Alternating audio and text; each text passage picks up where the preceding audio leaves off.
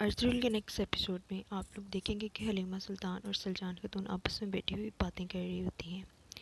हलीमा सलजान से कहती है कि देखो, मैं तुम्हारे लिए हर काम करूँगी, लेकिन मुझे ये राज अर्तुगरुल को बताना होगा, हम लोग जो भी कर रहे हैं। सलजान खातून हलीमा से कहती है कि देखो, मेरे पास अपनी बात को साबित करने के लिए कोई भी चीज़ मौजूद नहीं है। मेरे पास सिर्फ वो एक हार है, वही मौजूद है जिसकी वजह से मैं अपनी सच्चाई साबित कर सकती हूँ। सलजान हलीमा से कहती है कि हमें गोकचे की शादी तक इंतज़ार करना होगा। अगर इस दौरान अर्तुगरुल को पता चल गया तो हम लोग बात को संभाल लेंगे। इसके बाद आयतुल्ला खातून बानो जीजी के पास आती है और उसे कहती है कि हम लोग तुम्हारी बहादुरी के कायल हैं, यानी कि हम लोग सब लोग जानते हैं कि तुम कितनी बहादुर खातून हो। तो उससे कहती है कि पहले कि जिस तरह सरदार की पहली बीवी मर गई, बिल्कुल इसी तरह हम लोग भी मर जाएंगे। तो उससे पूछती है कि तुम उसे कितना प्यार करती थी। वो कहती है कि हाँ बिल्कुल, मैं उनसे बहुत ज़्यादा प्यार करती थी, अपनी जान से भी ज़्यादा प्यार करती थी। इस दौरान बानो जीजी के हाथ पे तलवार लग जाती है और आयतुल्ला ने अपना रुमाल देती है बानो जीजी को कि वो अपना हाथ साफ़ कर ले। तो उसके बाद बानो जीजी कहती है कि अगर आपने और की बात नहीं करनी तो फिर मैं चलती हूँ।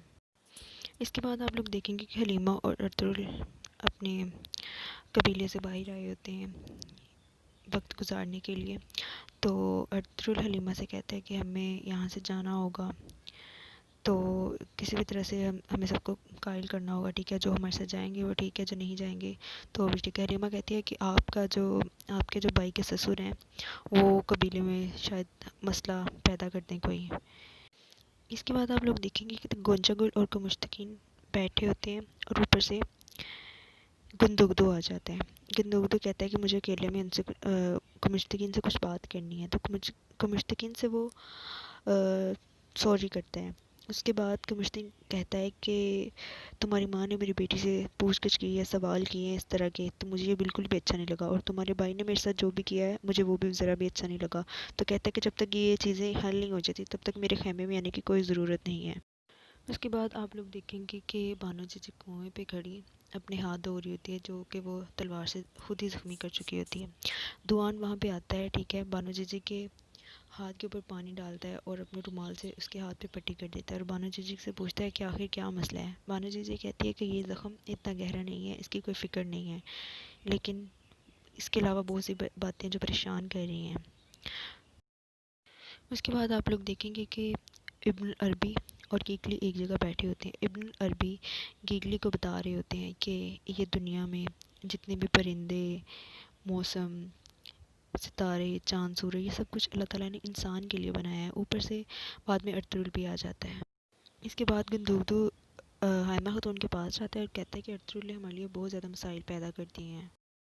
इसके बाद आप लोग देखेंगे कि चलाक को मुश्तकीन और आयतुल खातून बैठे आपस में बातें कर रहे होते हैं। इसके बाद आप लोग देखेंगे कि अर्तुगरुल के सिपाही बामसी, दुआन, तुर्गुत, अब्दुर्रहमान बैठे होते हैं और दुआन जो है वो तुराली छोटा बच्चा जो है उसके साथ खेल रहा होता है कि इतनी देर में वहाँ पे अर्तुगरुल भी आ जाता है। तुराली अर्तुगरुल से कहता है कि मैं भी आपकी तरह एक बहुत अच्छा सिपाही, बहादुर सिपाही बनना चाहता हूँ। अर्तुगरुल कहता है कि क्यों नहीं, बिल्कुल ज़रूर तुम बनोगी।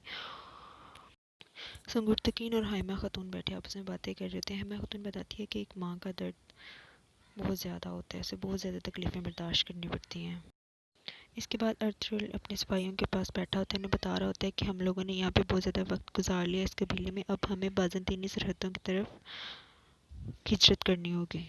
दोनों कबीलों के बड़े लोग बैठे आपस में बातें कर रहे होते हैं कि मुश्तकीन कहता है कि ये बात तो ठीक है कि अर्तुगरुल ने बहुत ज़्यादा इज़्ज़त कमाई है, बहुत ज़्यादा शोहरत कमाई है, ठीक है, बहुत ज़्यादा उसने कुर्बानियाँ दी हैं, लेकिन उसके मकसद में दिन ब दिन इजाफा होता चला जा रहा है और वो अपने मकसद के आगे किसी की भी नहीं सुन रहा, ना अपने भाई की ना अपनी माँ की।